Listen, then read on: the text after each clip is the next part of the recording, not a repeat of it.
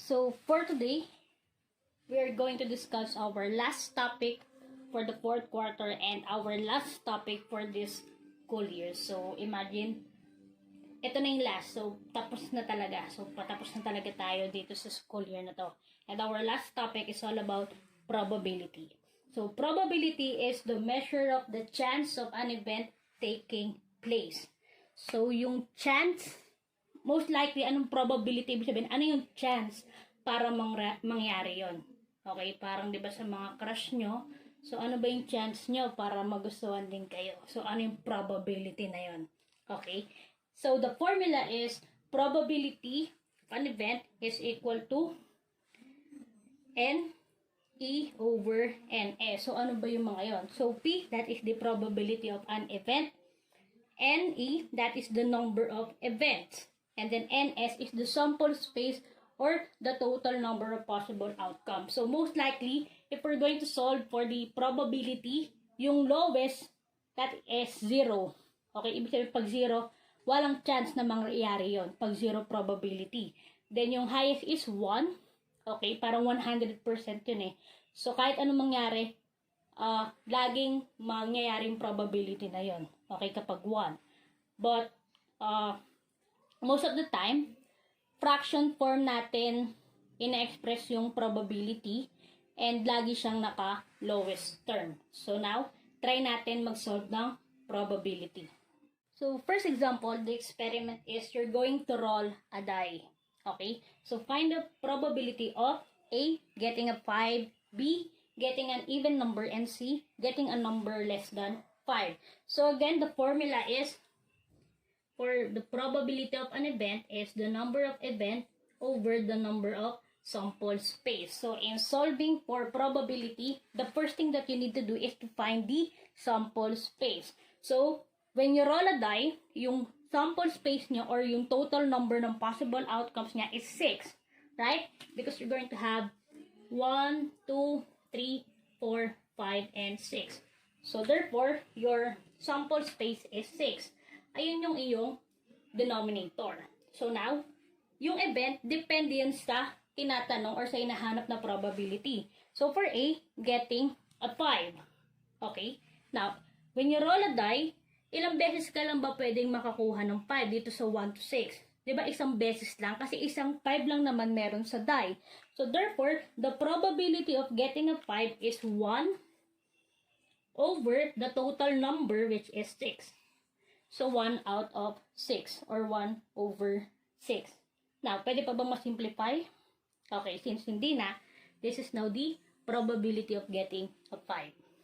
B, probability of getting an even number. So, sa die, ano ba yung mga even number? Identify muna natin.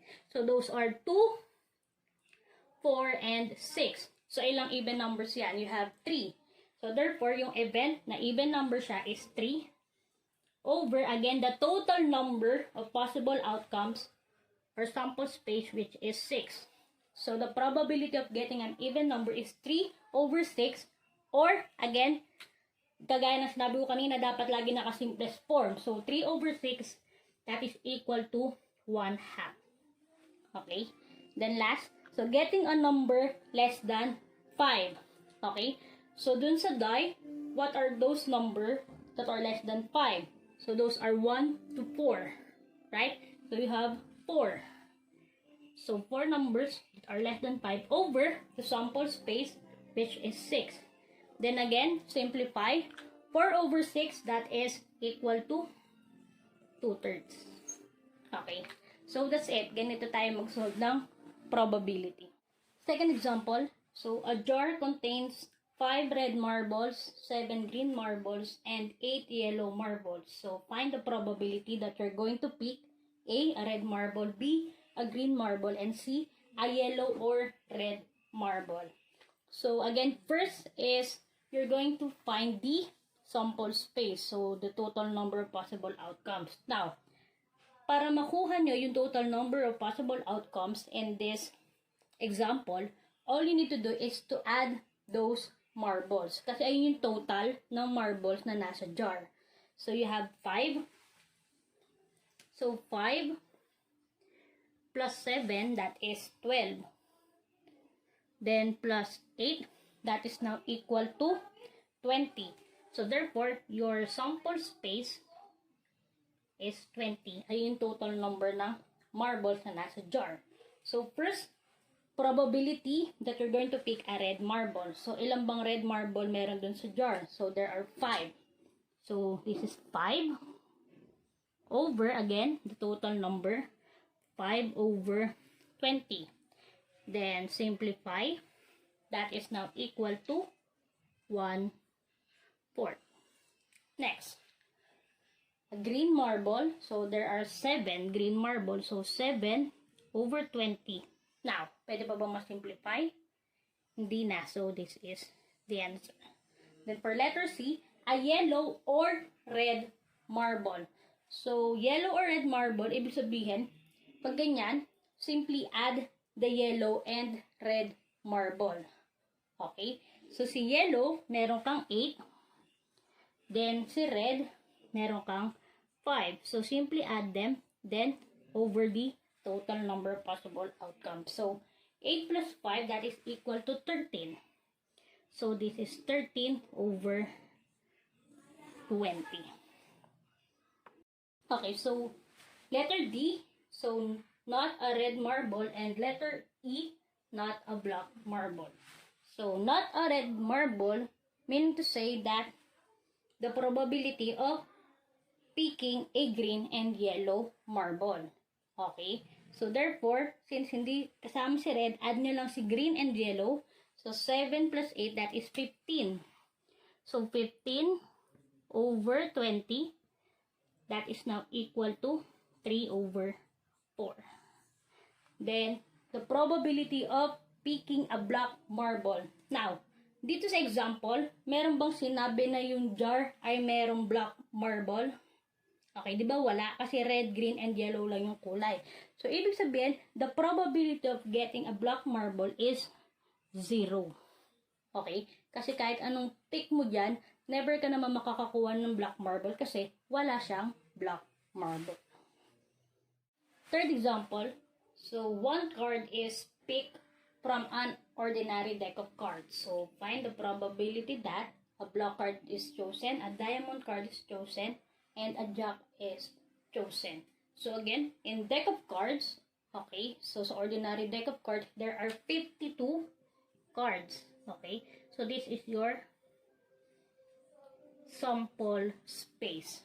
Okay, and this is also the reason, di ba, kaya binigay ko sa inyo or pinakita ko sa inyo yung sa deck of cards kung ano yung bumubuo doon. Kasi di ba, sabi ko din sa inyo, before tayo mag probability, that kasama yung cards dito. Usually, ito ka talaga yung binibigay na example.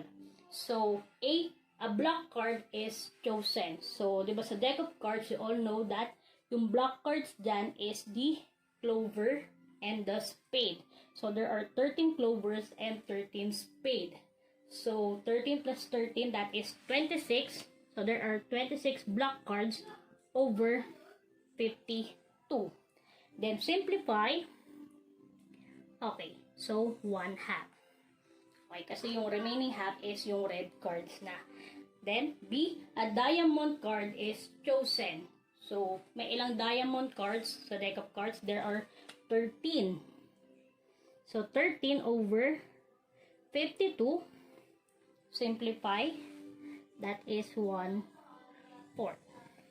Then, C, a jack is chosen. So, there are 4 jacks in a deck of cards, tama? Jack of hearts, jack of diamonds, jack of spade, and jack of clover. So, 4 over the total, 52. Again, simplest 4. This is 1 over 13. Letter D, so find the probability that an ace or spade card is chosen. So, for spade card, again, there are 13 spades. Then, kay ace, actually, meron 4. But, if you will notice, dito sa spade card, meron na kagad dyang isang ace. Right? So, therefore, dapat dito ay ilan na lang idadagdag mo? 3 na lang. Okay? So, 3 plus 13, that is equal to 16 over 52. Simplify. This is 4 over 13. Next, a number card is chosen. So, number card. So, in a deck of cards, yung mga number cards doon is from 2 up to 10. So, there are 9, right? And, di ba, tigpo 4 yon. So, 9 times 4, that is, you have 36 number cards over 52. So, that is equal now to 9 over 13.